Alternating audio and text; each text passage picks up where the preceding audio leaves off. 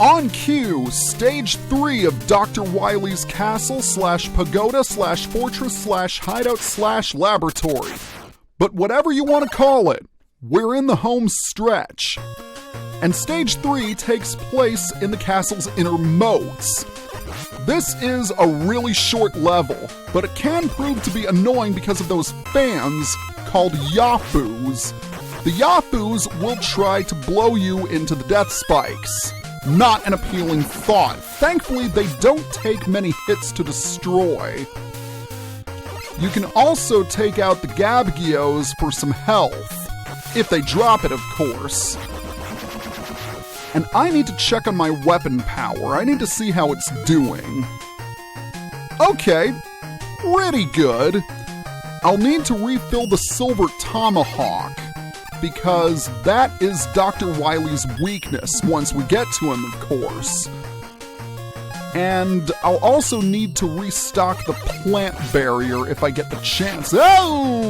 Okay. That was cutting it a little close. The last thing I want to do right now is get skewered by death spikes. And these wall blasters don't make things easier. The fact that there are 3 of them can make this place very crowded. Okay, I could use a Robot Master weapon to take this guy out. However, I'm better off using the Pea Shooter of Doom because a familiar sight will be waiting for us at the end of this level. The end of this level being right now. It's a teleporter. You know what that means. It's Robot Master rematch time, everybody's favorite. Let's start with this teleporter right here. Hello there, Plant Man. My opinion of you has not changed. And the means to defeat you has not changed either, nor has your attack pattern. Jump, or should I say, barrier, jump, throw, charge. Use Blizzard attack when necessary. Really nothing to it. This guy is still a joke and he'll always be a joke. Ultimately, as I said earlier, the Silver Tomahawk is Dr. Wily's weakness. As long as you can conserve that, feel free to go all out against the Robot Masters. Okay, who's up next? Oh, speaking of Silver Tomahawk, Yamato Man has returned. Now I'll need to fight this battle carefully because I don't want to use up too much energy. He's definitely easy to hit with the Silver Tomahawk because he tends to remain close to you. And those Yamato spears hurt something fierce. Alright, that is that. Man, I took a beating from that fight. But let's see if I can make it up. Let's go through this portal next. It's Centaur Man. So we'll need to equip the Night Crusher. One thing I haven't mentioned about this game is that the controls are a little awkward. There is a bit of a delay between you pressing the button and the registration. Unfortunately, it's nothing I can really deal with. And I have been fighting those issues ever since I started playing the game. But enough about my complaints. Centaur Man is defeated, so let's go to the other side now and head through this teleporter. Well, there's snow on the ground, so you know what that means. Hey there, Blizzard Man, how's it going? Remember, if you hug the wall, he won't be able to hit you when he turns into a snowball. Well, he will be able to hit you if you suck at jumping at the right time like I do. Thankfully, he doesn't take many hits with the Flame Blast. And those snowflakes can be a little hard to dodge, so be very careful. But he is helpless when he does launch the Blizzard attack at you. Alright, 4 down and 4 to go. Who's up next? Let's go through this teleporter. And say hello to Tomahawk Man once again. I might need to use an E-Tank for this one because I don't have enough energy to KO him with the plant barrier. Remember, he'll shoot either the plant... No, he won't shoot the plant barrier. He'll shoot feathers off his headdress or he'll throw his tomahawk at you. I really don't have anything to lose, so I'm not shy about using E-Tanks for this one. Unfortunately, I am out of power for the plant barrier, so we're gonna have to rely on the Pea Shooter of Doom, and he is not giving me that opportunity. All right. Another one bites the dust. Let's go through this teleporter next. And say hello to Flame Man. Let's see if we can extinguish you once again, and we'll do that with the Windstorm. Remember, he does like to jump a lot, but he can't take many hits from his weakness. Oh, there's the flame... No, those are the fireballs that he throws, and it looks like another E-Tank for me. I admit I'm not fighting as carefully as I could be. And I've always had trouble dodging those fireballs, despite how slow they move. More often than not, I find myself jumping on top of them. Alright, this one is up next. Hello, Nightman! This time we actually have your weakness, believe it or not. The weakness being the Yamato Spear, and unlike the Pea Shooter of Doom, the Yamato Spear can penetrate his shield. So that means this fight is going to go by much quicker. If you want... Will you stop jumping around so I can hit you, please? Very good. Like any knight, you must obey orders. One left. And we know who it is, so we'll need to equip the Centaur Flash. What's up, Windman? How's it going? Immediately use the Centaur Flash. And again, remember to only use it once the screen stops flashing. Otherwise, you'll run out of power. And be sure to slide underneath him so he won't land on top of you. Interestingly enough, no windstorms used. Okay, I can deal with that. Alright, all 8 Robot Masters defeated once again. So, when we head through the last teleporter, we reach... the end of the level? Yeah, that's right. And no bonus level either. Nope, it's just us and Dr. Wily.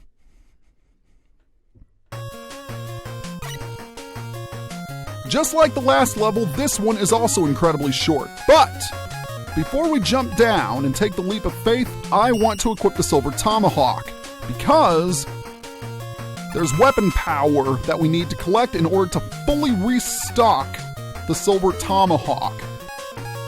If the Silver Tomahawk is at full power, you can defeat Dr. Wily in one sitting. Oh, and it's another one of these metal generators.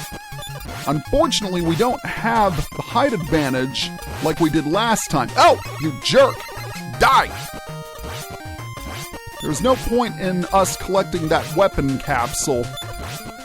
So all we can do is just focus on defeating that metal pattern. That's what it was called. I always forget the names of the enemies unless I have my note cards directly in front of me. Oh, Eddie, will you give me an E-Tank? No, you'll give me some health. Okay, that's good. I can deal with that. All right. When you are ready, equip the Silver Tomahawk and head through the door. Our final battle approaches. Okay, Dr. Wily is gonna try and smoosh you to death. And he'll also fire shots at you. Typically, you'll want to jump over the second one he throws, as that's the one that can hit you. But of course, the real danger is him crushing you to death. So make sure you have that slide command on standby. And for some reason, I keep jumping into the shots. Oh, jerk! pay attention to where he jumps. That is the ticket to survival. And now that his machine is gone, it's time to fight the Wily Capsule yet again. In typical Wily Capsule fashion, it disappears and then appears in a random location. And it fires 4 shots in different directions. The Silver Tomahawk is his weakness. And all forms share that weakness. Just pay attention to where he appears and you should be okay. And make sure to not accidentally jump into the bottom of his capsule because of those sharp spikes. In a way, this kind of reminds me of the final fight with Bowser from Super Mario World, because he drops things on you and he's flying around. Well, I guess the reference is kinda obscure, but I don't need to think about that anymore because we've beaten Dr. Wily for the 6th time! But no escape for the good doctor this time because he's thrown into the slammer. Triumphant at last, Mega Man arrested the notorious Dr. Wily and brought him to justice. Sentenced to prison for his crimes, Dr. Wily now rules over a prison cell. At long last, the world is at peace.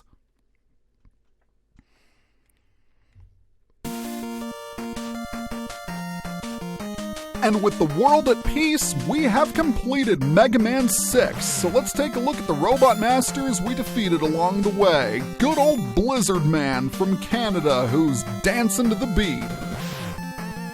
And I'm not lying, Blizzard Man's theme is deserving of a dance remix for sure.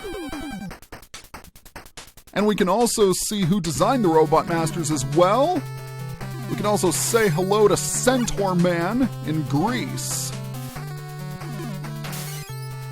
Again, one of the most original ideas for a Robot Master. I just wish it was executed a little better.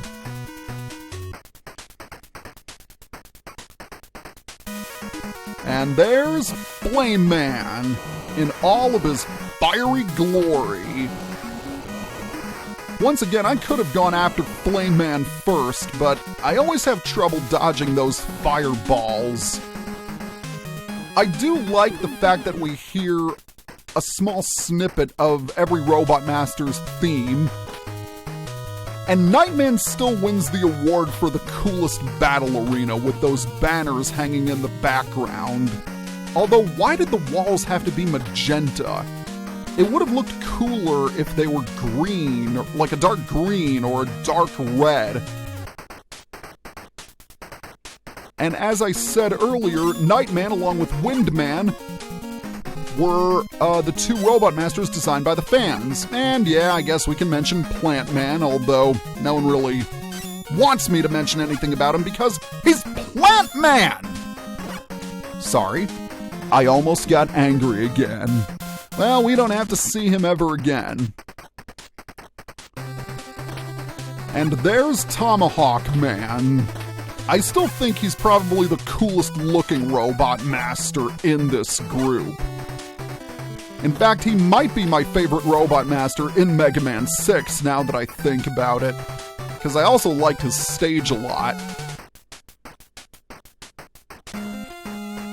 Let's just say when it came to Plant Man, Brazil deserved better. Although Nightman did the United Kingdom justice and Windman did China justice. I do like Windman's stage. And just as a recap, Flame Man was from India and Tomahawk Man was from the United States. But enough talking. Oh wait, no, I completely forgot about Yamato Man from Japan.